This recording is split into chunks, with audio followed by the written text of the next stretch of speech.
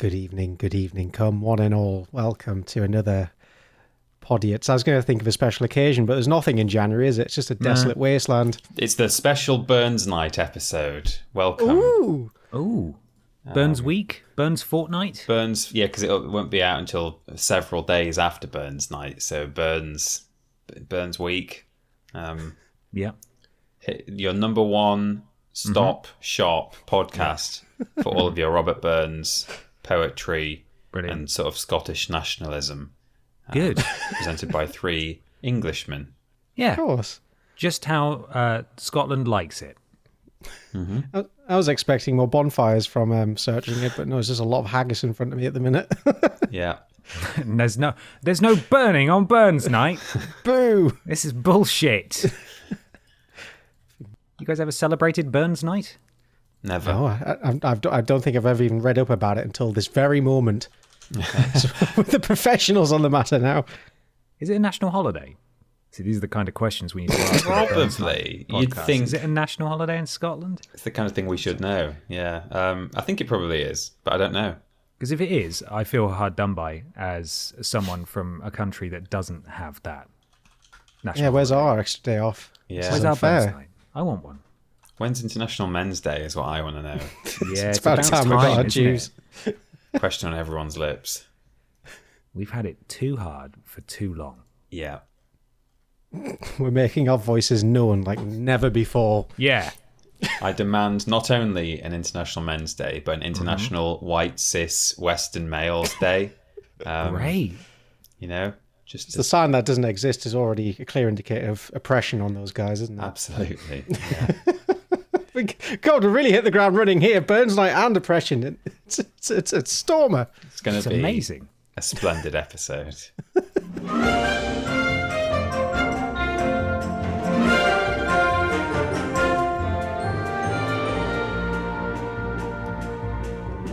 Hello, everybody, and welcome to Podiots, the official Vidiots podcast. It's a conversational podcast where we take some questions from you at home and obey the law of the 3 R's, where everybody brings a thing along to talk about. I'm Ben. I'm Peter.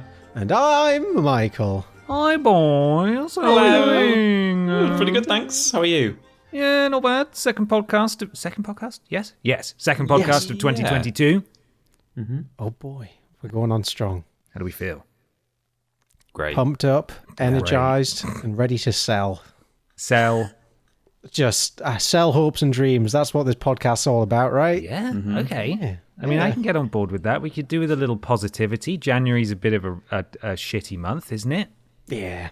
Known hopes and dreams traffickers. Podiots. Oh, God. That's what we are.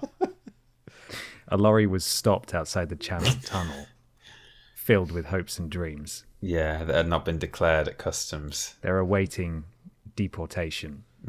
We'll have none of those there, says Boris. There's now going to be lasting supply chain issues, and it may be a while before we can replenish stock. Take them back to Europe where they belong. Yeah, exactly. Exactly. None of that muck over here, thank you. We'll be miserable. And that's the way we like it. Yeah. It's a conversational podcast. I was just going to let that hang. I just wanted that to just sort of hang for a minute. Just really breathe it in. Felt really uncomfortable about that. Do you reckon we can make it more uncomfortable? Oh, absolutely. You can always make it more uncomfortable. If we just sort of...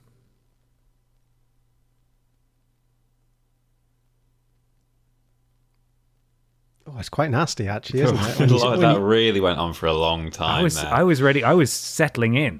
But, you know... I was bubbling up. That was awful. Well, you are the hopes and dreams vendor, Mikey. Damn right. So we shan't delay any longer. Hey, have you enjoyed what you've heard so far? Have you? Have you? Why? I bet you have. Why? Why have you enjoyed it? Let us know. Or don't. You know, that's also fine. If you have, though, and you fancy supporting us and thinking, wow, that was top quality silence there that I heard, and I must pay a premium for it, you can go to streamlabs.com/Podiots donations. Donate £3 or more, and you'll get a shout out at the beginning and the end of the show, and you'll get our everlasting love and appreciation. You help us to keep doing what we're doing in our spare time. We love doing it, but the money, man, it really helps. It really helps. And it also helps us buy loo seats, which we have sent It is precisely coming. one message this year about sorting out, so it is happening. Yeah. Things are... Yeah, it will. It will happen. I promise. We have 3 different squads, platoons, groups here. It's split between the 3 of us. Mikey has the first group. We begin with the Pumpy platoon, who proudly didn't profit, but helped support that 5 seconds of silence. Thank you all very much. We begin with the powerful, the generous Plops Ahoy. And they say, I have money. Now you have money. We're all but cogs in the capitalist machine. Please spend frivolously on pick and mix or whatever the fuck an NFT is. Kiss, kiss. Will do. Thank you, Plops. Next up is the generous Wordle Warrior. They say, my partner of 9 years left me in November, and I've been really struggling to cope. However, the Triple Jump YouTube channel, these podcasts, and Cultaholic have helped me smile and laugh in this very bleak time. So this, a very small thank you to you all. Love you, boys. Love you too, Wordle. Love you too. Hope you're doing good. Yeah. Glad we can help. Bless you. Queen Clit of the Elven Cunts. Wowie, what a string of syllables. That was a really upsetting sequence of words. That's what I'm trying to say. Powerful. Don't know if I Very enjoyed powerful. that. But we move on to the friendly face of Pro Trainer and the generous Gay for Mole Man. And they say, hello lads, recently started a new job after 2 years of unemployment. Thanks for helping me keep sane in that time. Just wanted to give a little something back. Cheers again, and all the best, Brandon. Cheers, lad. Congrats, Much appreciated. Brandon. Yeah, well done. We got Jason Allenby, Naked Chegwin's work event. Very good. Katiekin Solo, David's Dick in Sun. Lovely. Ben saved my drunk uncle. Wagatha Christie, Big Titty Jesus 42, Mr. David Dickinson, Donak 07, and Mr. Blobby becomes a fireman. Thank you all very much. In the tiny troop this fortnight is Arseface, Mr. Black, Dabatha Christie. Oh, I see. Caroline, where's the stopcock? Stukalicious, I'm trapped in Mikey's garden. Kevin from Con, Hawkman 105, Stephen Skodes, Lobrotovich, Yadar sells Avon, Joseph Starlinia, it's all about the Coombe, Tralex, who was exceedingly generous, and you're about to be given enough clues to work out how generous. They said, I feel like I've been neglecting my favourite good boys. So here is $1 for each $1 for each of you for every episode you've made. But it's in Canadian loonies, which I believe is about 18 UK cent monies. Sorry. Okay, love you, bye. Wowee. Trailer. Thank you. It's like a question you get in a maths exam. Yeah. Thank you very much. And the very last one on my list is Wilma Bowl is Be Kissed. Have I done that right? Wilma Bowles Be Kissed. Oh, Wilma, I see. There you go. I thought that was an uppercase I. Wilma Bowles Be Kissed. Wilma Bowles Be Kissed. I like that. That's cute. Finally, we have the fast crew. We've got Mike Hunt, Sting, Saylot. There we are. Hope I ruined that for you. Councilman Dexterous, I'm in your walls, Neil. Pingu's dad burnt down the igloo. No. Come Tuesday, Mr. Macca, the very generous reggae horse who says, hey boys or girls, I recently came into possession of a Dave Benson Phillips poster through a friend of my dad. And who boy, let me tell you, waking up to that smiling face is worse than any paralysis demon. Oh, no. Thank you so much. Thank you, Reggie Horse. Thank you. Jules here, I did no shid or fard. Good. Finally got closure on the matter. Yeah.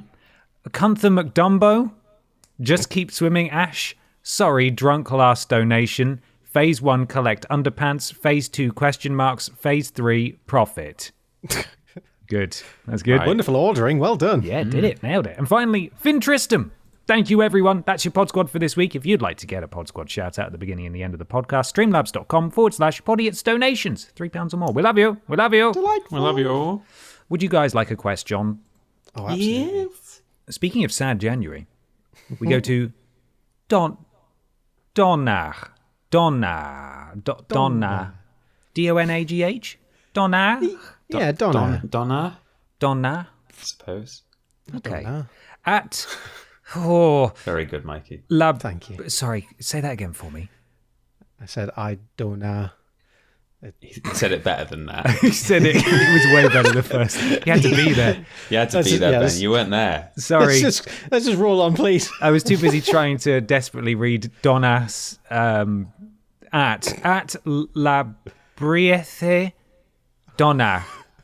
I've got no idea what's going on. It's our language. January can be a rough month. What's your go-to comfort watch, be it a series or film? Now, I know we've spoken about our comfort series before, but I thought maybe we could be a bit more specific and just talk about things we've watched this January that we've enjoyed. Oh, okay. Does that work for you, boys? Yeah. Yes, it does. I mean, I think almost everything I've watched this January, certainly that I can think of, isn't necessarily a comfort show. But I've watched a couple of true crime things recently. I saw one about like Mormonism, and there's like this whole trade of like Mormon documents that's really big in America and in the Mormon Church, because Mormonism is only like, well, it's American, therefore it's only a couple of 100 years old at most. It means that it's like a modern faith that like the documents that are its basis still exist out there, and that's why there's this huge trade about it. And it's about like someone who sets off car bombs to kill people who are trading in this stuff. I'm trying to remember the name of it. It was on Netflix. Hang on, I'll Google it. But, Okay. Is it Murder Among the Mormons by any yes, that'll be it. Yeah. Among them, it sounds like a Dr. Seuss book. Isn't it? Yeah. Green eggs and ham. But it was like really compelling. And then as well as that, I saw this like crazy thing about a con man. In fact, that's a really recent thing. I think it's only just come out, so it's been like trending on Netflix. It was called the Puppet Master or the Puppeteer or something. And it's about this guy who, I mean, I don't want to spoil it too much because it's one of those where you just can't stop watching and there's just new developments and cliffhangers at the end of every episode. But again, it's like a true crime documentary by Netflix about this bloke who like tells people he works for MI5, and he like just is able to reel them in, and then he like has them in his car and he's like driving them all over the country, and they think that he's protecting them from the IRA, and it's just absolutely insane that this thing happened and that he managed to do it for so long and to so many people, and the guy is still out there with the mother of this family. He went to prison for like some stuff, and then he got out. And now the whole reason the show has been made is because this family, their mum has like gone off with him, and they have like a little bit of contact with her. And whenever they speak to her, she says like she's not there under duress. She knows that he's a convicted con man, but she loves him and like she believes everything he's saying to her. And they're out there and they don't really know where they are or what they're doing. And it's just wild. It's unbelievable. So Lots of fun, yes. Yeah. So certainly not lovely, warming, comforting stuff to watch with your January. But if you really want to lean into the depression and the cold, dark nights, then go for those two. Puppet Master, I think it's called, and Murder Among the Mormons. Excellent. Nice. Wow. Add them to my list. I've started paddling in the waters of Alan Partridge properly after years of never really watching any of it. So I had a good watch through of all of I'm Alan Partridge, and it is fantastic. It's very good. It's very cringy, horrible goodness, and a big fan of it. And of course, give me a second series. Oh, it's fantastic. It's so pitiful to watch this man clamber through life. Yeah. It's spectacular.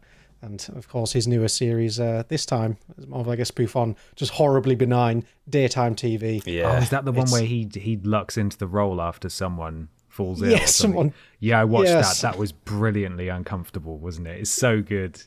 Yeah, I really love, because as someone who despises most daytime TV, it just perfectly sums up just how nothingy it all is. Yeah. Yeah. Oh, it's fantastic. And then ironically, you've got what's his name? Richard Madeley actually presents is it This Morning or Good Morning Britain or something occasionally? Like he will just dip into that, and the whole thing is that he's just accidental partridge the man constantly. So it's really like reality kind of mirroring fiction, and God, yeah, horrendous.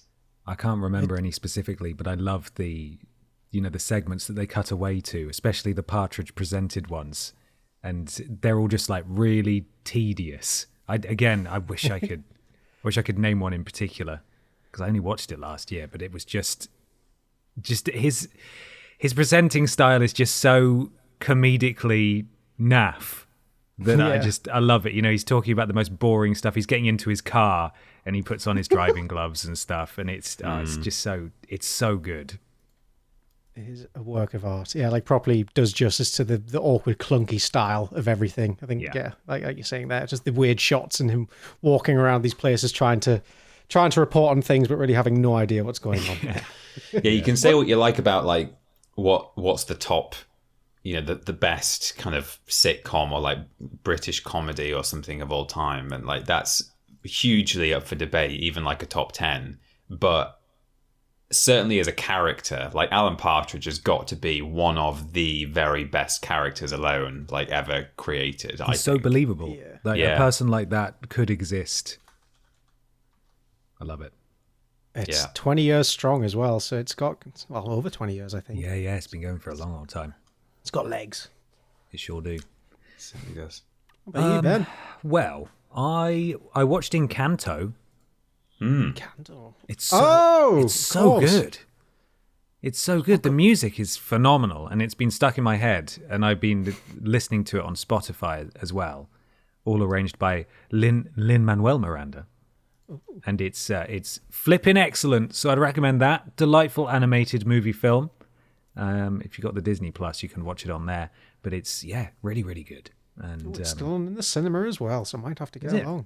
Well, I was surprised by how much I enjoyed it. I think it's so lovely. And there's what I like the most about it, and I've seen a lot of people talk about it, is that there's no villain. There's no like archetypal villain. It's just sort of the strife is internal for a lot of the characters, and it's all about them overcoming and accepting things, and it's lovely. It's just a really lovely film.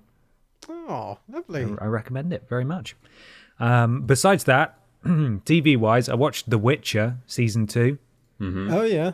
Everyone loves to stare at grubby Henry Cavill, right? Yeah, everyone loves that. It was good. I enjoyed it more than the first season, which obviously chronologically, well, it wasn't, and that's why it was so confusing, because it time hopped all over the place. But the second season was linear, and that was great, and I really liked that. I'd recommend Tacoma FD as well. Is a great comedy series about a fire department in a US town that gets sort of an absurd amount of rainfall, so they're not that busy, and when they do go out, it's just like a kid is stuck in the well, or someone's got his dick stuck in something like a can, and he needs help. It's all right, I'm on board with this. It's good. I enjoy it. I think it's quite fun.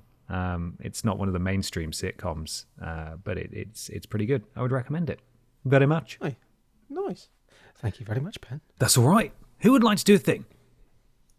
Yes. Go on. Oh, mine's a very short thing today.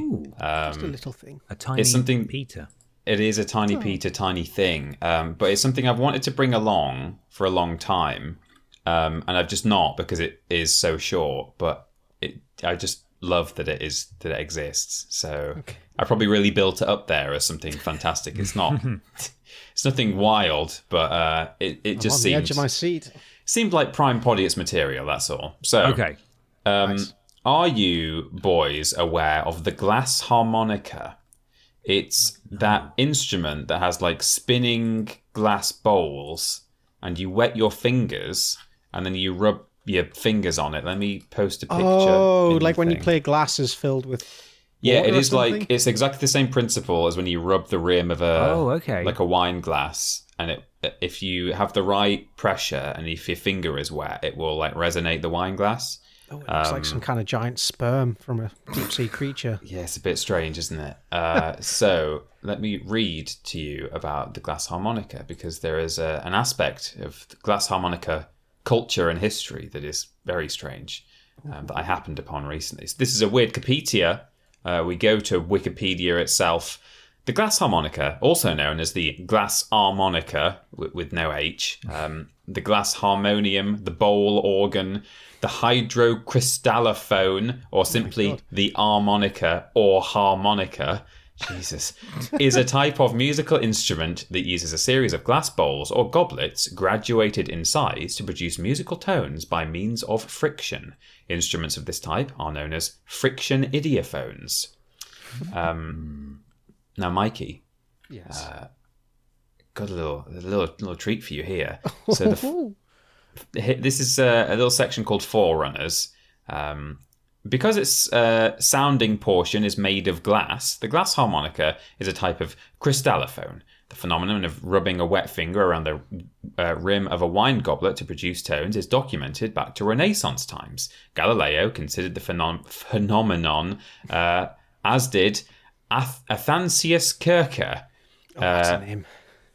And then gradually over time, it was sort of turned into an instrument. So the effect has been known a very long time. But the Irish musician Richard Pockridge is typically credited as the first to play an instrument composed of glass vessels by rubbing his fingers around the rims. Beginning in the 1940s, he performed in London on a set of upright goblets filled with varying amounts of water. His career was cut short by a fire in his room, which killed him and destroyed his apparatus. Citation needed, it says. Or did it? Did it happen? But I came in a bit soon. But here you go, Mikey. Benjamin Franklin invented a radically new arrangement of the glasses in 1761 after seeing water-filled wine glasses played at by Edward Delaval at Cambridge in England in May 1761. Franklin worked with London glassblower Charles James to build one, and it had its world premiere in early 1762, played by Marianne Davies. So that was essentially the instrument that we have today. Benjamin Franklin himself, known fart expert. Yes, writer of farts and writer about second marriages as well. Yeah. Also, in between writing those letters, created musical instruments. What a boy. Wow. He created that. But we now skip ahead to a section of the article called Purported Dangers. Oh, no. The instrument's popularity did not last far beyond the 18th century. This may have been due to the inability to amplify the volume so as not to be drowned out by other instruments. But some claim this was due to strange rumours that using the instrument caused both musicians and their listeners to go mad. Oh my God.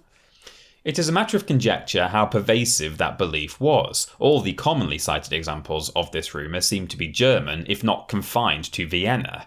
One example of alleged effects from playing the glass harmonica was noted by German musicologist Johann Friedrich Rochholz in the Allgemeine Musikalische Zeitung. The harmonica excessively stimulates the nerves, plunges the player into a nagging depression, and hence into a dark and melancholy mood that is an apt method for slow self-annihilation. Jesus. He then has 3 bullet points. Number 1, if you are suffering from any nervous disorder, you should not play it. Number 2, if you are not yet ill, you should not play it excessively. Not yet ill. What a you're not strange yet way of ill. saying healthy. I know. And number 3, if you are feeling melancholy, you should not play it, or else play uplifting pieces. Okay, thank you there, Johan. That's quite the warning label to come with a quite pleasant sounding instrument. Marianne Davies, who I mentioned earlier, she's the one who debuted Benjamin Franklin's model. She also played flute and harpsichord. And was a young woman said to be related to Franklin, it says, in a little hyphened clause there. became proficient enough at playing the harmonica to offer public performances. After touring for many years in duo performances with her celebrated vocalist sister, she was also said to have been afflicted with a melancholia attributed to the plaintive tones of the instrument. Marianne Kirkgessner, which is a different Marianne, was an harmonica player as well. She died at the age of 39 of pneumonia or an illness much like it. However, many others, including Franklin, lived long lives. Okay, right. Well, Okay. we'll see how this goes. For a time, the harmonica achieved a genuine vogue, but like most fads, that for the harmonica eventually passed. That's a slightly strange wording. It had been claimed the sound-producing mechanism did not generate sufficient power to fill large halls that were becoming home to modern string instruments. The instrument was made with glass and subject to easy breakage, and perhaps that did not help either. By 1820, the harmonica had mostly disappeared from frequent public performance, perhaps because musical fashions were changing. But also, according to another article here, as well as Marianne Kirkgessner passing away, allegedly due to the spooky tones of Franklin's harmonica, a young child in Germany also died during an harmonica performance, which resulted in some towns banning the instrument for good. Aside from the physical toll the instrument supposedly took on players and listeners, some also believed that the high-pitched sounds summoned spirits of the dead, or that the harmonica had magical powers and, in some cases, drove individuals mad, as we've said. It was reported that it even caused listeners to commit suicide.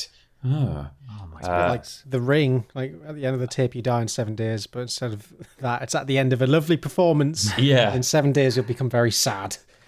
But there's one last thought here. A modern version of the purported dangers claims that players suffered lead poisoning because harmonicas were made of lead glass. Lead poisoning, of course, the symptoms of which include kind of like neural issues. Like it can give you physical, like tingling in your hands and feet, but it can also give you seizures. You can like go into a coma. And I don't know if it can quote unquote drive you mad, but I mean it can certainly affect your nervous system. Yes. However, there is no known scientific basis for the theory that merely touching lead glass can lead to lead poisoning. Lead poisoning was common in the 18th and early 19th centuries, both for harmonica players and non-players alike. Doctors prescribed lead compounds for a long list of ailments, and lead or lead oxide was used as a food preservative and in cookware and eating utensils. Good. Trace amounts of lead that the harmonica players in Franklin's day received from their instruments would likely have been dwarfed by the lead they were receiving from other sources, such as lead content paint used to mark visual identification of the bowls to the players. So essentially, no one really knows why people were seemingly going a bit mad from either playing or listening to this instrument. Some people thought it could be down to lead poisoning, but there's no real scientific basis for picking up lead through your fingers, rubbing it on lead glass. And everyone was getting lead from other sources in those days anyway. So, bit of a mystery. This poor instrument was just scapegoated for everyone's issues. Yeah, I guess it was just people were, It's a devil instrument. Get it out of our Get town. the spook Having piano issues. out of here. Absolutely, yeah. They were just having issues for other reasons, and maybe some of them happened to have been to a glass harmonica concert. That's science, though, which isn't is it? strange. It's like the Yeah. Lavender Town theme song of its day. It is, Makes just all like the that. kids die. Yeah, indeed. So there you go. I stumbled across that not the other day, like a few weeks ago, really, and I thought, yeah, bring that along. Fantastic. Thank you so much, Peter. You're welcome. Thank you. I I look wanna- forward to the I wanna return hear of it the. Yeah, I want There's to. actually on the Wikipedia article. There's a royalty-free piece that you can just click a. Do you want me to share it with you? Warning, you may die. Yeah, well, exactly. Yeah, you've got to be careful. About halfway down the article, on the right-hand side, under Oh, yeah, a there it sheet is. of music. Okay, let's have a listen. Ooh, Oh, it's very spooky and it's a bit ethereal, haunting. actually, isn't it? Oh, wow. Yeah. It's a bit Harry Potter theme song. I think it is the same instrument as what John Williams used for the Harry Potter. It must be. It sounds exactly the same. God, it sounds amazing. That's I want to very see cool. this. They do still exist. A lot of the old ones, or most of the old ones, don't exist anymore. They've been destroyed, either accidentally or on purpose, I suppose. But there are some modern ones that have been rebuilt. So it's very easy to... I mean, you can just Google it and people are playing it on YouTube and stuff and not dying. So if anyone... That you know of. Yeah, as at far home, as we well, know. We're all dying, really, at all times. Wow. But yeah, if you want to have a listen, then head to the Wikipedia page or to YouTube or whatever. Yeah. There's plenty out there. Go check it out. Nice. Well, we've got another question here from Paul at PaulZaremba16, who says, if your home was on fire, everyone that you live with and all of your important documents and money are safe, what would you save that is important to you? A Funko Pop? Your favourite gaming stuff? Billy Clay Walrus? Okay, love you, bye. Oh, that's a good question. I forgot about the little stash of Vidiot stuff. I've got to keep that going. Yeah. What would you save, though? What would you save? Oh, I know exactly what I'd save, actually. It's a piece of trash that I've carried with me for over 6 years now, and I refuse to ever get rid of it. Okay. Must have been like my second year of uni. I went down to London to visit a friend. We went to go watch a live screening of The Room, famously the worst film ever made. And it was a lovely screening event, lovely big cinema. The director, one of the main actors, was there to do like an absolutely unhinged Q&A afterwards. They're all absolutely mental people. It was great fun. And much like the Rocky Horror Picture Show, the film has like little traditions that you do during the film. Kind of makes it more of like a sing-along interactive experience. Mm-hmm. And one of my favorite bits was, for some reason, the kind of set designer for the film, if they had one, just decided to place framed pictures of plastic spoons around in the house. And so just like in random shots of these two characters having like a really serious discussion, just in the background is a framed picture of some spoons. And so whenever one of those framed pictures appears on screen, the whole audience erupts screaming "spoons" and throws hundreds upon hundreds of plastic spoons at the screen every time. And so I've got the signed Blu-ray, signed by the two guys, and inside the box I've got a plastic spoon that I picked up from the floor before the end of the screening. And it means a lot to me, damn it, even if it is just a bit of rubbish. Yeah. Brilliant. Special spoon. Love that. Yeah, special spoon. Nice. What about you, Peter? I mean, I don't know if it would count as cheating, but I have a little tiny, I mean, it's not tiny, but I guess almost like a child-sized suitcase that has just all of my precious things in it. So I could very easily just grab the little suitcase. It's about the size of like a laptop bag. And it's kind of an old-fashioned, like hard, like the kind of suitcase you'd see on a sort of kids being evacuated to the country in World War II. Right. Paddington has one. Yeah, it's that kind of thing. A little one of those. And I've got a whole bunch of things in there. I've got like ticket stubs from shows I've been to, and I've got corks from popped bottles of Prosecco from like special occasions, like people's birthdays or Christmases and New Year's and stuff, which I then write on what it's from. So I've got loads of these corks from different times. So if I could, just be cheeky and say, well, I just grab my suitcase of all my like keepsakes, then that's what I'd do. But if not, I don't think there's assuming anything. The chaos, you've tripped over the suitcase and the contents are spilled everywhere. Oh no! I mean, I can't even think what's in there, so I can't really give an answer for like that. But I also have like a sort of a Vidiots shrine in a cupboard, so maybe something from there, or I'm trying to think. Like some of my stuff is at the office as well. Like I've got like video game tat, but that wouldn't be burning in my fire. So have you still got those painted Converse we all received? Yeah, I've still got mine. Good to put on your feet. Got my Converse. I've got a load of people's art and like cards that they sent us when we were wrapping up. I've got Billy Clay Walrus, who needs super gluing a little bit. He's slightly broken, but he'll be fine. So all I'm hearing is that there's too many treasures inside, so you're going to go down with the fire and I think you're be dying, at rest Peter. with the Vidiots memorabilia. Possibly. I mean, and everything So I've got the case, and then the case itself is in this like very thin cupboard, which has shelves in it. And one of those shelves has all my Vidiot stuff arranged together. Another one has all of my Spyro stuff arranged, like my guide and my copies of the game and stuff. And then the other shelf has all of my PS1 games. So maybe I could just lug this entire cupboard downstairs in the flames. So Yeah. I've gone from cheating from taking the suitcase to actually taking the entire mini wardrobe. That's what I'm going to do. Okay. Fuck you. You can't stop me. Wow. Well, in which case, Yeah, I'm that's just going right. to put out the fire. What do you think Yeah, of that? yeah, all right. Fine. All right. I'm going to not start the fire in the first place. Easy. There's Mikey with his plastic spoon. All his other belongings are gone. It's special. No damn it. house. He's just on the street with his Oh, I've plastic got the spoon. happy memories at least. This will get me Yeah, through happy these hard memories times. of living somewhere warm and having belongings. My question is, if you can afford a plastic spoon, how come you can't afford a house? Precisely. It really doesn't make Precisely. any sense Yeah. to me. Yeah, Yeah, I completely agree. ridiculous. Do you have a non-cheaty answer, Ben? Is there only one thing that you think you would save? See, it's a challenge because my flat is so filled with stuff, just things, belongings, possessions, that picking any one of them would be a bit of a challenge, I think.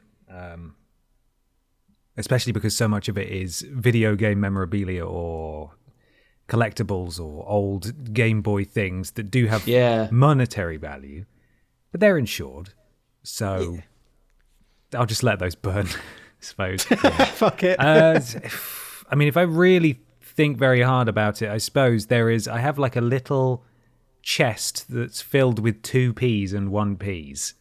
And the Right. 2 Ps and 1 Ps obviously aren't valuable, and I'll happily pour those out. But it's this beautifully engraved chest. I'm trying to find the right words to describe it. My grandparents used to live in Hong Kong, and they lived there for about 10 years or thereabouts. And they brought that back with them. And I always eyed it up with great admiration whenever I saw it at their house. And my grandma eventually gave it to me. And that is the chest. But it does just keep pennies in it currently. But I suppose if there was something that had any sort of sentimental value to me at all in this flat that I would save, it'd probably be that. So I'd just pour out the 2 Ps and run off with that little box. Well, that sounds nice. That would be I it. think as you're running out of the house with your little box, could you take your Danny DeVito cutout and put him by the window?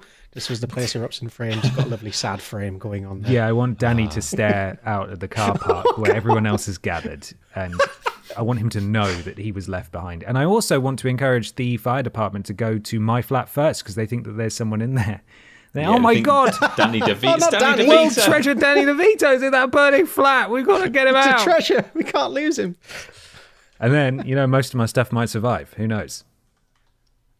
Nice. I hadn't even That's a good thought tactic. of that kind of like things that have been given to me. Like I've got stuff that my grandparents gave me as well, which, there's no, even though it is all insured on contents cover, it's not about that, is it? It's not, there's no financial replacement for, if someone bought you a very similar chest, it doesn't, Wouldn't be the same. doesn't matter. It's like that wooden duck I got you from a service station, You'd be lost, Well, it's funny, lost without that, wouldn't you? I would. It's on the fireplace. Inconsolable. Wow, see, look, you just one Oh, day you're yeah, gonna tempting fate just there. gonna kick it in, aren't you? Well, fortunately, the fireplace is not connected, okay. so it's an ornamental fireplace. But I was about to say, actually, just before you said wooden duck, my grandparents, my grandma, used to have. It's like the least kind of monetary valuable thing, but just this little carved, like whittled Canada goose. It's like you could hold it in your hand. It's really small, and that sits on the mantelpiece. And when I was a kid, I used to see this on her shelf, when I was like 5 or 6. And I used to just really like this goose that she had. And eventually she gave it to me. And it's things like that, you could buy me all the wooden geese in the world, or indeed wooden ducks Yes. if you were Ben Potter. And it's not about the fact that I don't care what animal it is or what it looks like. It's that, I remember like baking biscuits in her kitchen and like looking at the goose and being like, oh yeah, I like that goose. It's Yeah. cool. Oh, I like that geese. Oh, Still the plastic that's spoon, nice to have Mikey. some sentimentality. Sorry? Still the plastic spoon. Yeah, I like my spoon, so I'm going to stick with it. I think I've made the right choice here. It's a good spoon. That's good, man. It sounds like a good spoon. If I put literally any photo of the plastic spoon on the link dump, would you be upset because it's not your plastic spoon? No, I'm happy to share. I want other people to enjoy the plastic spoon, but I am the rightful owner and proprietor of said spoon. I want people to know that. Fair enough, man. It's like an NFT, cross me. right? Yeah. Do not copy and Non-fungible paste Tupperware. the spoon. No, not Tupperware. Tableware. There we go. Tableware. Yeah. Very good. Mikey, have you got a thing? I do. Would you boys like to hear about furries for a short while? Oh, I don't know. Sorry, but fairies yeah. or furries? Furries. We're going back to furries, are we? Of course. When did we recently go to furries? Oh, we haven't. Hold Well, on. not Not recently. This is Good. Bristol days. Well, we're long overdue. So all hail the return of the furries, and in particular, a convention that took place in 2015 that ended in total disaster. Oh no. Oh, dear. Oh, it's a fun one. So, in September 2015, a group of furries came together with a brilliant idea. Rainforest. That's like forest and furist. You get it? Yeah. Yep. Right. Yeah, got you. Yep. A convention for and by furries. This is the story of how that dream burned to the ground before their very eyes. Furry conventions have a storied history. They started way back in the 1980s, which was a surprise to me. It's like they've been going on a long time. I thought it was a relatively recent phenomenon. Yeah. But no, people have been doing it for a long time. And these conventions have been going strong ever since in countries all over the world, hosted by many different companies. Mostly, they go off without a hitch, but that wasn't the case for this convention. Rainforest is essentially the reverse of DashCon. And DashCon, for those of you who don't remember, was an event in 2014 for different members of Tumblr to come together in unity. It's particularly noteworthy for having a ball pit as one of its main attractions. If you remember those memes, there's like a tweet that went out like, oh, good news, everybody. Everyone gets an extra hour in the ball pit. And that was the big selling point when people got there. And of course, someone peed in it at some point. Of course. Yeah. Of course. That's a hint of how things are going to be going at this convention. Where DashCon was a disaster caused by its organisers, Rainforest was a disaster caused by its attendees. Things start unravelling with a member of the event staff making a public announcement during the opening of the event, and they stated, "I am absolutely sure there is no truth to the rumour that Rainforest is under an evil curse." And the convention on that note got underway. It feels like a really weird thing to make a point of. Maybe they knew what was coming. It all started off innocently enough with a talent contest, and the festivities got underway. All well and good. But as the night went on, some attendees started getting absolutely trashed. And I'm talking like, Jesus Christ, have these people ever drank before? What is going on? Kind of levels of trashed. And these hours of partying unleashed a series of fortunate events that would continue to unravel through the night. A series of few hours later- unfortunate events or fortunate events. Unfortunate. Nothing about this is fortunate. Wow, I how don't know why you had fortuitous. to ask for clarification. And a few hours later, the destruction had officially begun.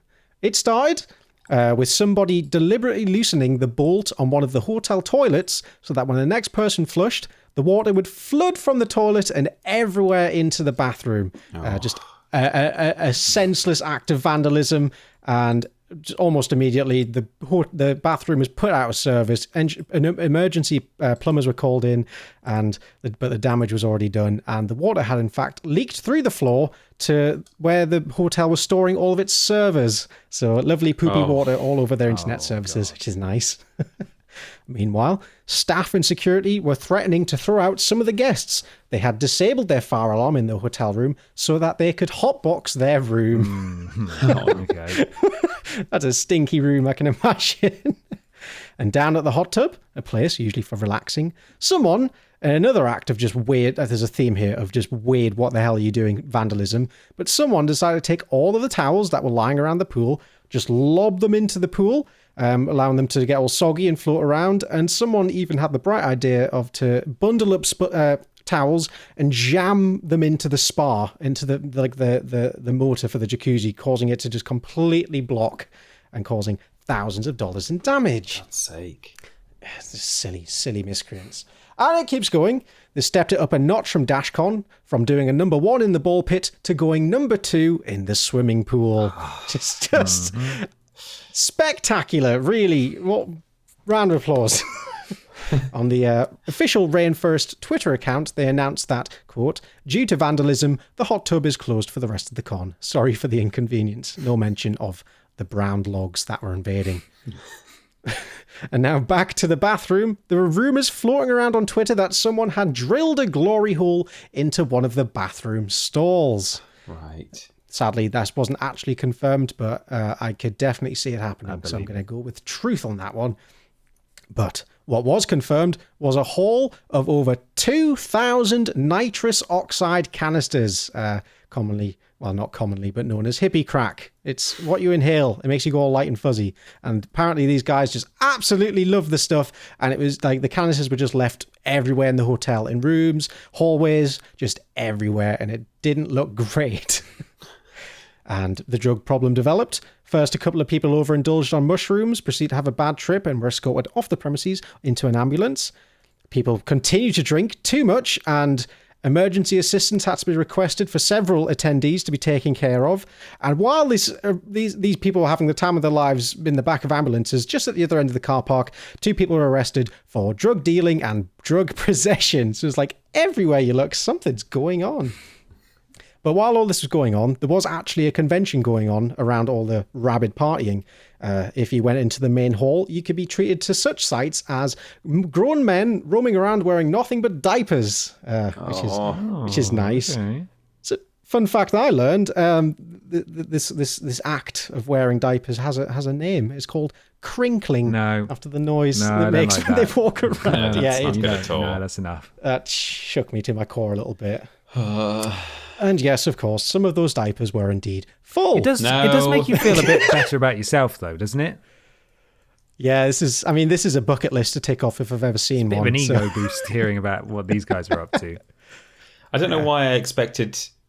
Like, why was that a surprise to me that some of the diapers were full? Like, I just thought, okay, they wear them. That alone is, I mean, you know... Cosmetic diapers. I wouldn't normally yuck anyone's yum, but that's kind of...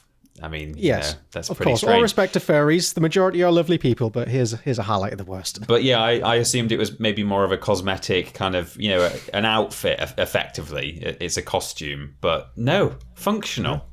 No, when you go as far as to put them on, you may as well make use of them. Why not? Why not? Especially when the toilet is out of order. Yeah, maybe that's it. They just brought them in as a means of going bathroom when they needed to.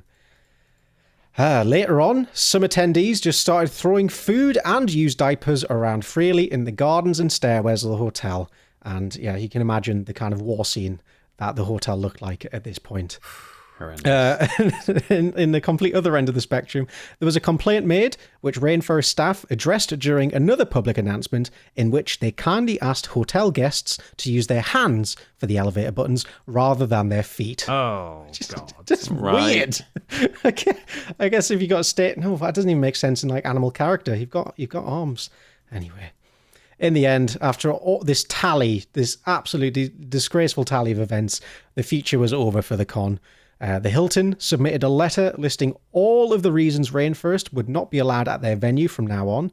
The hotel damage was more than all other cons combined for that year. So that's quite a good hit they had there. Mm-hmm. So like a couple of days overshadowed the entirety of the rest of the year. But it wasn't just the damages. Rainforest was insured and had over $150,000 in the bank to pay it all. So theoretically, like it would have been a massive loss, but at least they could be safe from legal repercussions. But in the end, apparently, the Hilton Hotel just literally said, "No, don't contact us anymore. We don't want your money. Just go. Wow. we don't want to deal with you anymore. Wow. We'll fix this. Just never contact us again." And as you can expect, hotel chains talk, and quickly hotels all across the country were made aware of just what had unfolded at Rainforest and were prompted to ban them from ever hosting a convention ever again. And while there was plans for a Rainforest 2016, they just literally couldn't find anywhere that would house them. And so since then, it's been totally cancelled, never to be seen again. Wow. I'm going to Google this and see if... I mean, I don't know if I want to see whether there are any photos, but... oh, yeah, I didn't actually there are look at plenty. I mean, of course there are, because... I'll share some of the best in our chat.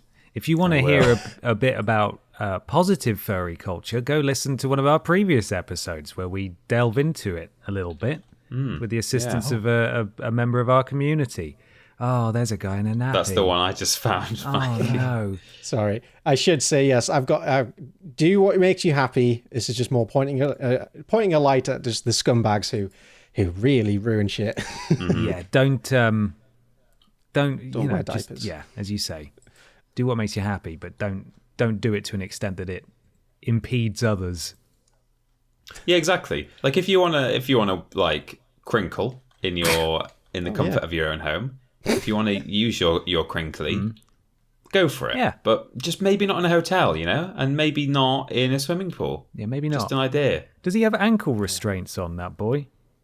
Oh, he does, doesn't he? Yeah. Nice. He's got one of the dog masks on as well. Now, we were advised in our previous furry conversation that it is not all sexual. No, of course. But it sure does seem like a lot of the stuff coming out of this convention was pretty sexual. It's just a very loud minority. Well, we're led to believe it's the minority. Certainly a loud section of the community, whether they're the minority or not. There's a lot of I apologise in advance to furries out kinky there. stuff going on at this particular convention based on the photos that I'm looking at.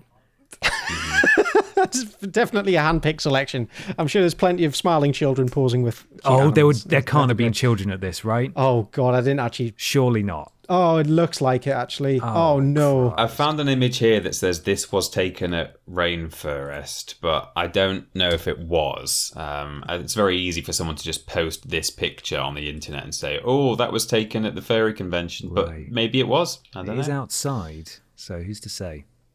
It's just someone hugging a mascot. A small human, may I add, not just any human. Continues to fascinate me, this community. Yeah, I still have so many questions. While researching this, I found another furry group that call themselves the Burned Furs. Okay. And they were there to counter... I'm reading from a Wikipedia now. They were there to counter public acts of perversion within the furry fandom, and apparently they got quite violent and really oppressive. Became this weird fascist police force within the furries to keep everything pure.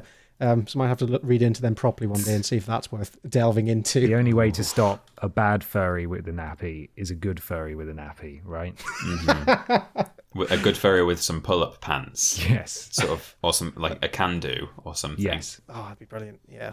They want to do a poo, well, that's for sure. You want to do a poo wherever, they don't care.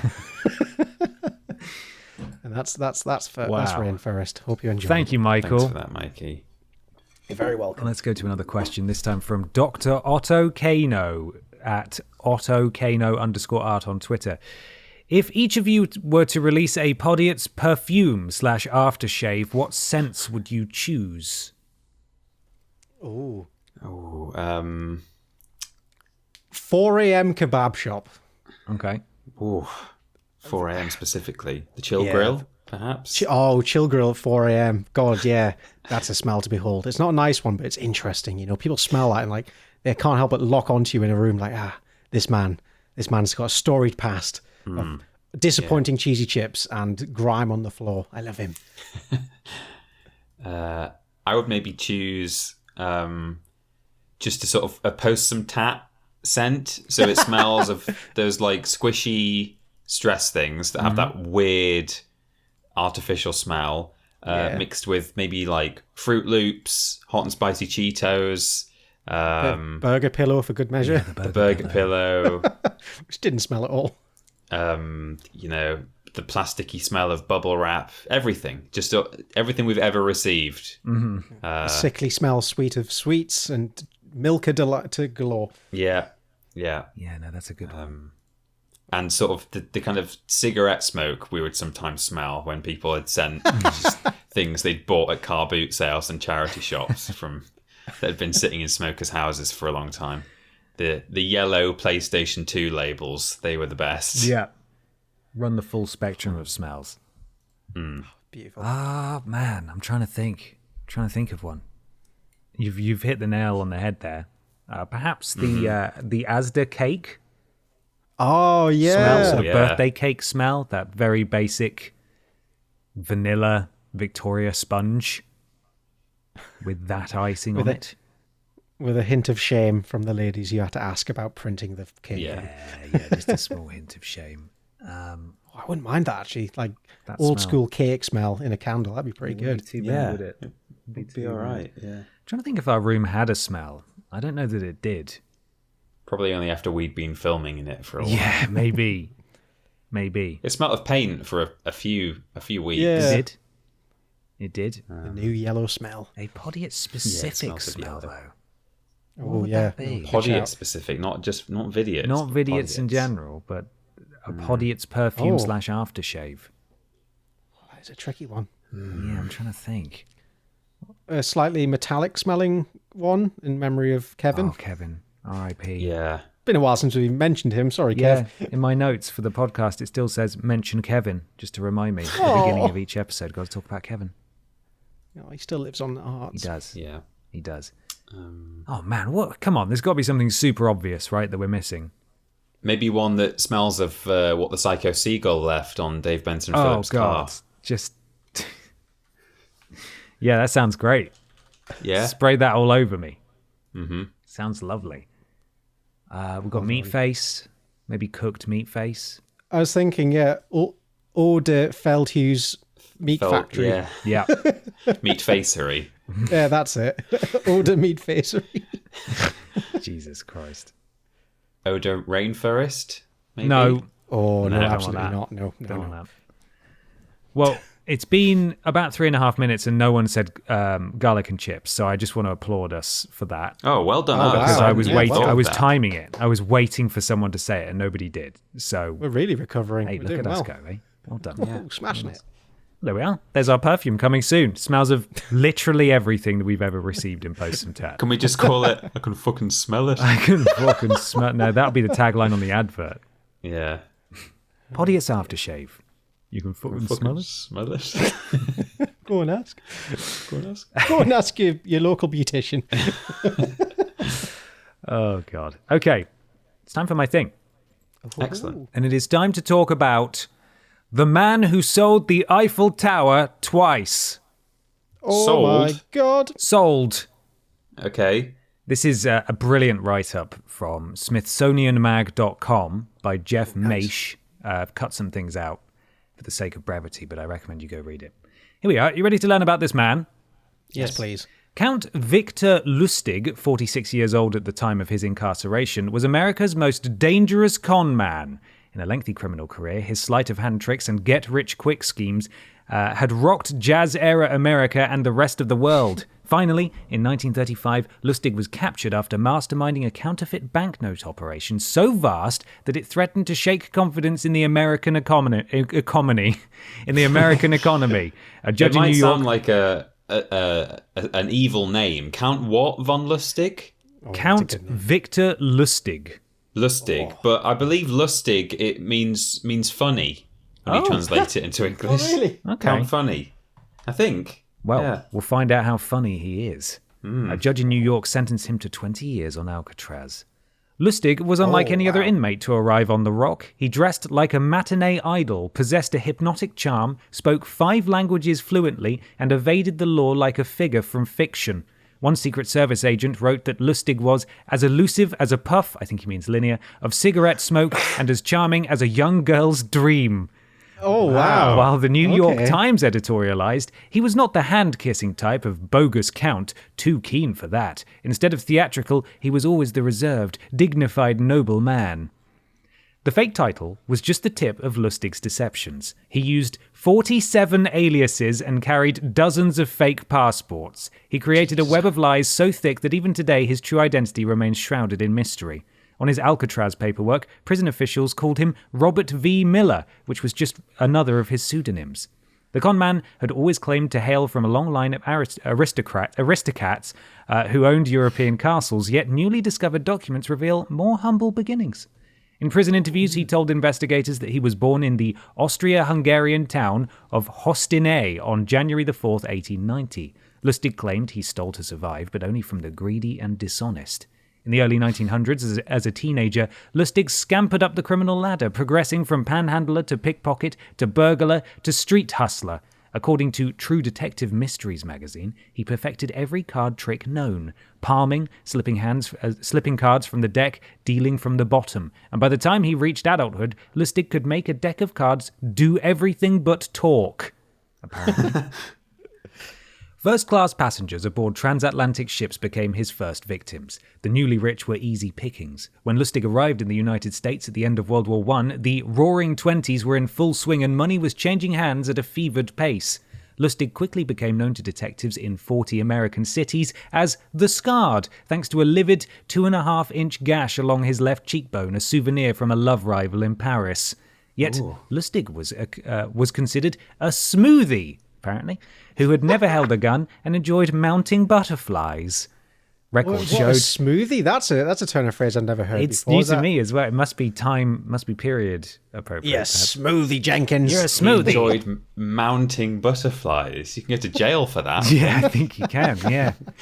Records show that he was just 5 foot 7 inches tall and weighed 140 pounds. His most successful scam was the Romanian money box. It was a small box fashioned from cedar wood with complicated rollers and brass dials. Lustig claimed the contraption could copy banknotes using radium. Lustig's repertoire also included fake horse race schemes, feigned seizures during business meetings, and bogus real estate investments. These capers made him a public enemy and a millionaire. According to the crime magazine True Detective, Lustig was a man who society took by one hand, the underworld by the other, a flesh and blood Jackal Hyde. On November the 3rd, 1919, he married a pretty Kansan named Roberta Noray. A memoir by Lustig's late daughter recalls how Lustig raised a secret family on whom he lavished his ill-gotten gains. The rest he spent on gambling and on his lover, Billy May Scheibel, the buxom owner of $1 million prostitution racket. The life this man has led is Unbelievable. crazy. Then, in 1925, he embarked upon what swindling experts call the big store. Lustig arrived in Paris in May of that year, according to the memoir of US Secret Service agent James Johnson. There, Lustig commissioned stationery carrying the official French government seal. Next, he presented himself at the front desk of the Hôtel de Crillon, a stone palace on the Place de la Concorde. From there, pretending to be a French government official, Lustig wrote to the top people in the French scrap metal industry, inviting them to the hotel for a meeting. Because of engineering faults, costly repairs, and political problems I cannot discuss, the tearing down of the Eiffel Tower has become mandatory, he reportedly told them in a quiet hotel room. The tower would be sold to the highest bidder, he announced. His audience was captivated, and their bids flowed in. It was a scam Lustig pulled off more than once, sources said. Amazingly, the con man liked to boast about his criminal achievements and even penned a list of rules for would-be swindlers. They're still circulated today. Would you like to hear his Lustig's 10 Commandments of the con? Oh, I'd love Yes, to. please. Number 1. Be a patient listener. It is this, not fast talking, that gets a con man his coups. Number 2. Never look bored. Number 3. Wait for the other person to reveal any political opinions, then agree with them. Number 4. Let the other person reveal religious views, then have the same ones. Number 5. Hint at sex talk, but don't follow it up unless the other fellow shows a strong interest. Oh, that's a weird one. Number 6. Never discuss illness unless some special concern is shown. Number 7. Never pry into a person's personal circumstances. They'll tell you all eventually. Number 8. Never boast. Just let your importance be quietly obvious. I love that. I don't really know what it means, but it's great. Number 9. Never be untidy. And number 10. Never get drunk. Like many career criminals, it was greed that led to Lustig's demise. Lustig had the audacity to trick a Texas sheriff with his money box and later gave him counterfeit cash, which attracted the attention of the Secret Service. Victor Lustig was a top man in the modern world of crime, wrote another agent called Frank Seckler.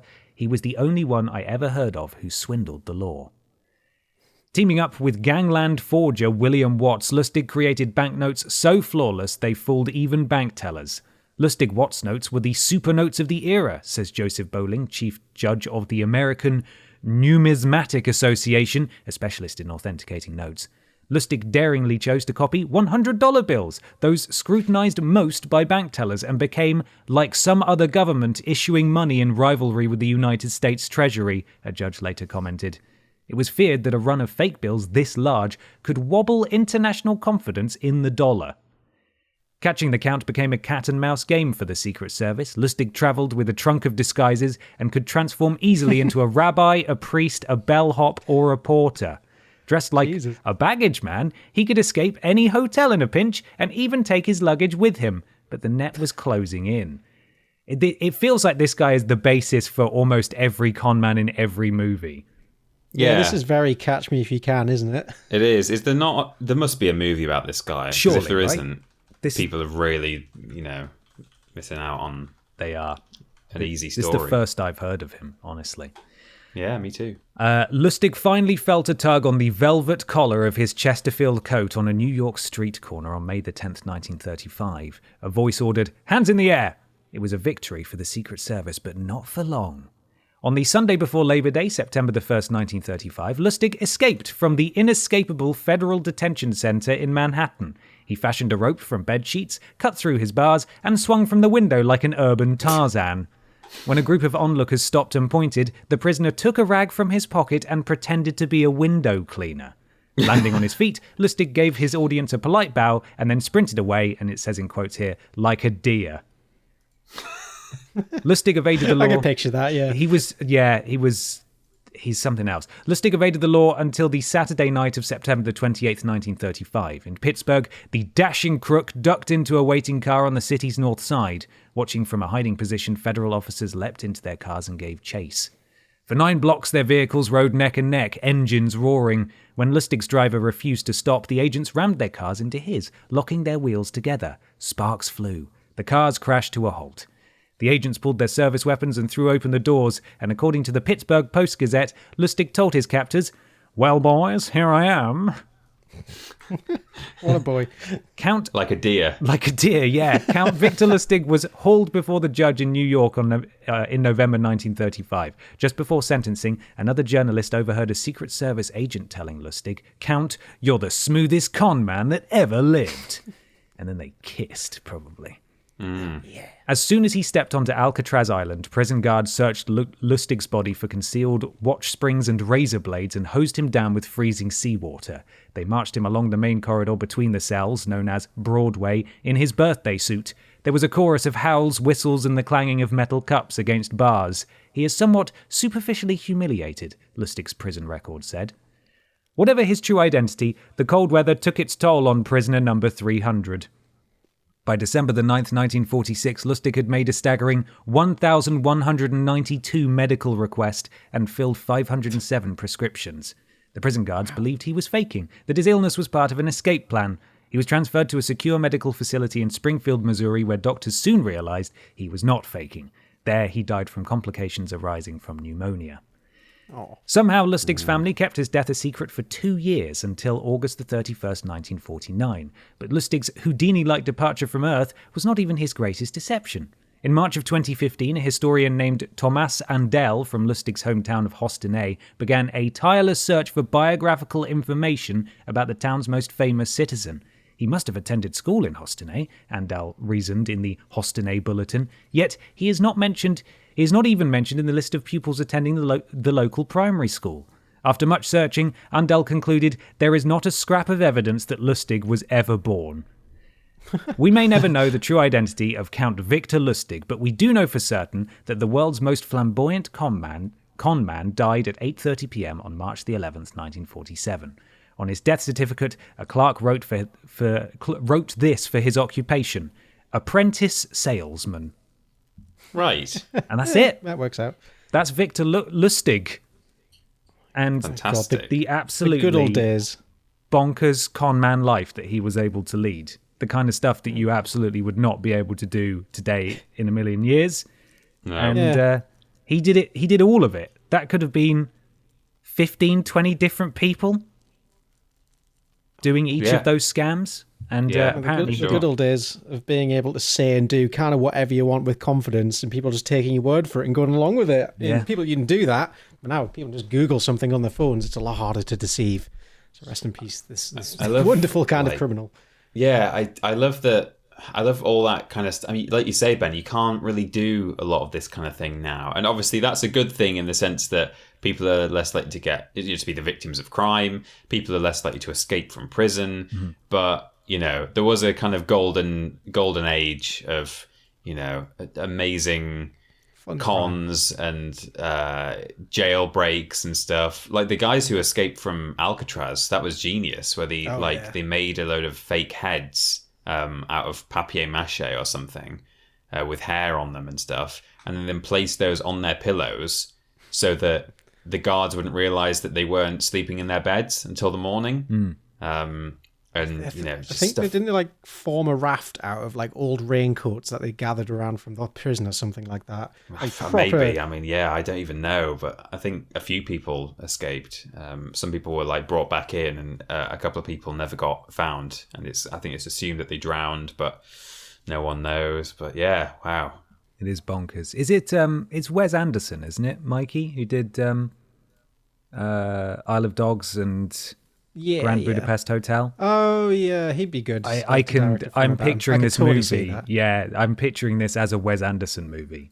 Yeah, because it's so far fetched that it doesn't feel possible. Yeah, you need some kind of comical angle on it, don't you? I looked up The Man Who Sold the Eiffel Tower on IMDb, and there is a film listed in pre-production. The poster is the most MS Paint job I've ever seen, so I'm not very hopeful. It's dreadful. A dreadful, over-sharpened picture of the Eiffel Tower with just the most MS Paint dodgy word art. But next to it, it doesn't look very official at all. Yeah, so that's probably a low-budget production. Someone needs to make this into a proper movie.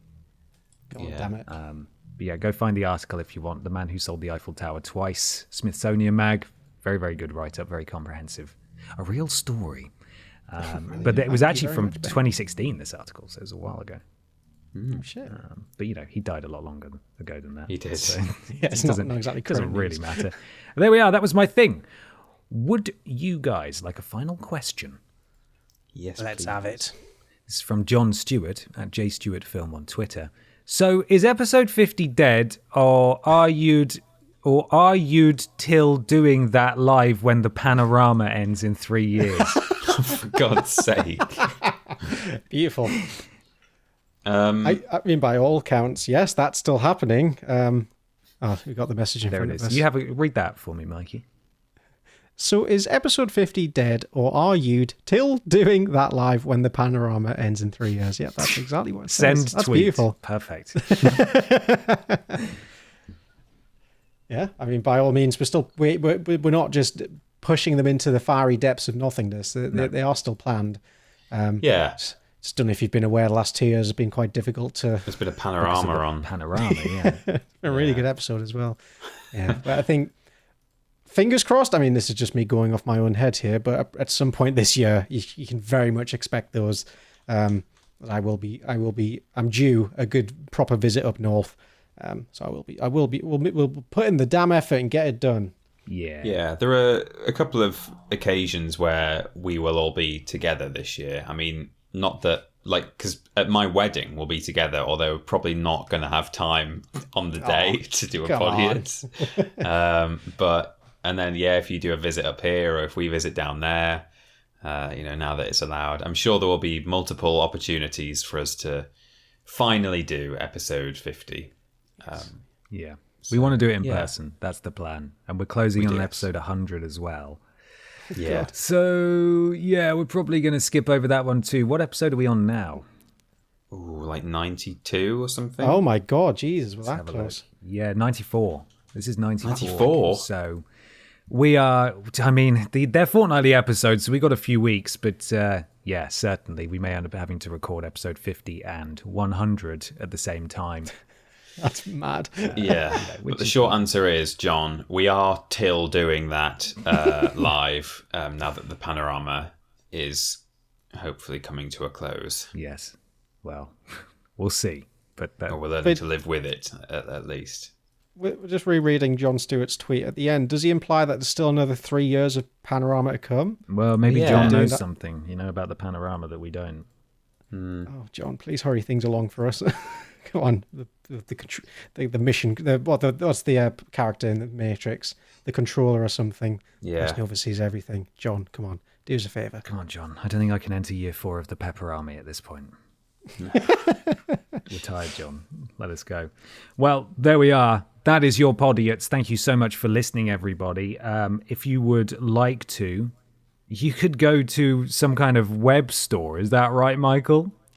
You are absolutely correct. If you go onto your device of choice and whack in store.yogscast.com into the address bar, you'll be greeted with a wonderful array of goodies and trinkets.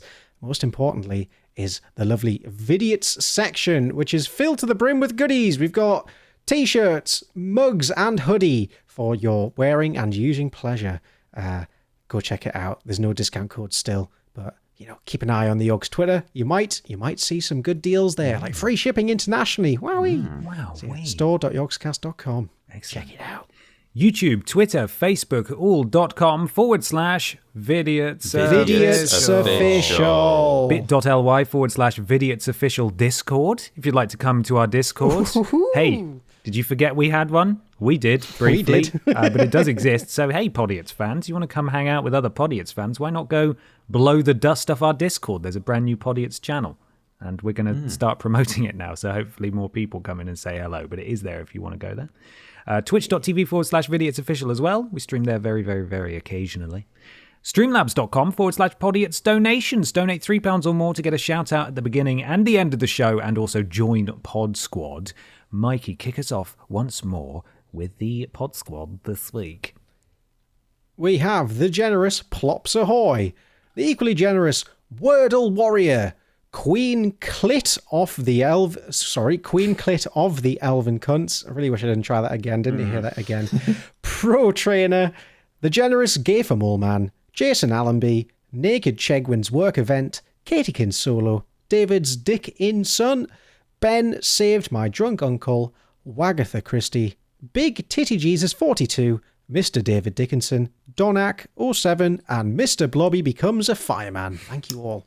As well as Arseface, Mr. Black, Dabatha Christie, Caroline Where's the Stopcock, Stukalicious, I'm Trapped in Mikey's Garden, Kevin from Con, Hawkman 105, Stephen Skodes, Lord Brotovich, Yadar Sells Avon, Joseph Starlinia, You Know It's All About Their Coombe, the very, very generous Trailex, and Will My Bowls Be Kissed? Mike Hunt, Sting, Saylot, Councilman Dextrous, I'm in your walls, Neil. Pingu's dad burnt down the igloo. Come Tuesday, Mr. Macca, the very generous reggae horse. Thank you so much.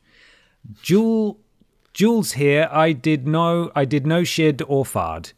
Cunter McDumbo. I don't know. Just keep swimming, Ash. Sorry, drunk last donation. Phase 1, collect underpants. Phase 2, question marks. Phase 3, profit. And Finn Tristram. That's your Pod Squad. Thank you again to all of you. Really appreciate it. Streamlabs.com/Podiots donations. £3 or more to get a shout out at the beginning and the end of the show. Nothing's out on Vidiots this week, 4 years ago, because we hadn't launched yet. But by next episode, we might have. Someone dug up the 501 tweet we were talking about did. last time. I'm going to find that and find the date for it, because that should be earmarked as an important day in Vidiots history. I was going through my work computer when I got in today and just clearing it out of a load of stuff. And in my downloads folder, about 2 years ago, for some reason, I don't know if I did it by accident, I downloaded the teaser we put out where it was just a yellow V and it was like 2001 A Space Odyssey music playing like The Dawn of Man or whatever it's called, you know? I think I saw that today, actually. That's probably about right for this time, 4 years ago. Still got... Do you want to guess? Go on, Mikey. I was going to say, do you want to guess when the announcement tweet came out?